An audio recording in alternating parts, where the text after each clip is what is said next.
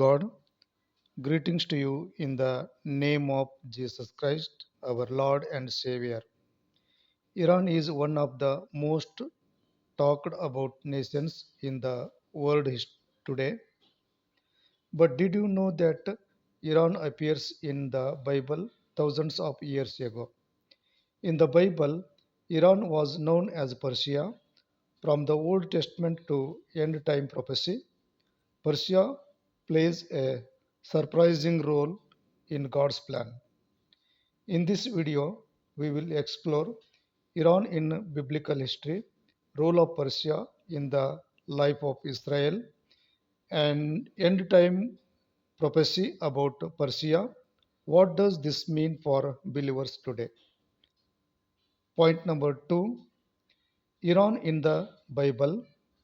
The modern nation of Iran was historically called Persia. The name Iran was officially adopted in 1935, but the Bible always refers to the land as Persia. Persia appears many times in the Bible, especially in the books of Daniel, Ezra, Nehemiah, and Esther. Persia was one of the most powerful empires in the ancient world. One famous Persian king was Cyrus the Great. It was written in Isaiah chapter 45, verse 1. This is what the Lord says to his anointed, to Cyrus. God used a Persian king to allow the Jewish people to return to Jerusalem and rebuild the temple. This shows something important. Even powerful nations are instruments in God's plan. Point number three, Persia and the story of Esther. One of the most dramatic stories in the Bible happened in the Persian Empire. The book of Esther takes place in the Persian capital of Susa. A Persian official named Haman plotted to destroy the Jewish people, but God used Queen Esther to save them. Through courage and faith, God protected his people even in a foreign empire. This reminds us God can work through any nation, even those that do not know him. Point number four, Persia and the birth of Jesus. Interestingly, Persia may also appear in the New Testament. The wise men who came to worship Jesus are believed by many scholars to have come from Persia.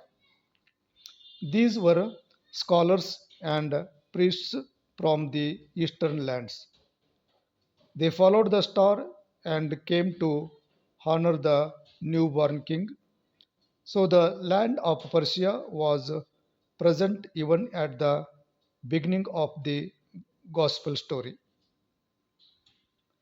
Point number five, Iran in end time prophecy. The most discussed prophecy about Iran is found in the book of Ezekiel. The prophet Ezekiel speaks about a future alliance of nations that will come against Israel.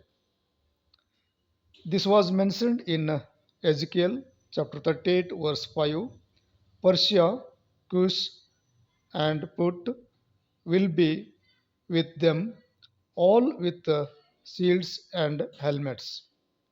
In this prophecy, Persia, called as Iran, Kush, called as Sudan, Put is called as Libya. Other nations form a coalition led by leader called Gog. Many Bible teachers believe this refers to an event in the last days. However, the Bible also makes it clear that God Himself will intervene and defeat the attacking armies. This shows that God ultimately controls history. Point number six, judgment and restoration of Elam. Another prophecy about the region of Iran appears in the book of Jeremiah, chapter 49, verses 35 to 39. God declares judgment on Elam, an ancient region located in modern Iran. But the prophecy ends with hope. Yet I will restore the fortunes of Elam in the latter days. Even in judgment, God promises restoration.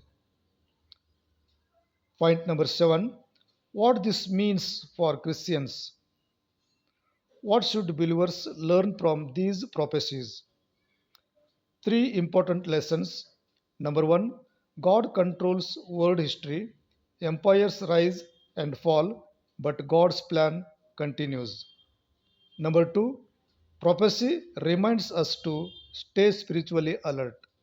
Jesus said we should watch and pray. Third one, God loves all nations. Even nations mentioned in prophecy can experience restoration and salvation. Let us come to conclusion.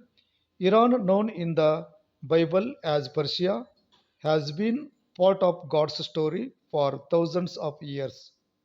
From helping restore Israel, appearing in the story of Esther, possibly sending wise men to Jesus, to future prophecies in Ezekiel, Persia remains a significant nation in biblical history, but the ultimate message of the Bible is not fear, it is hope. Because history is not controlled by nations or armies, history is controlled by God. Amen. Thank you for watching.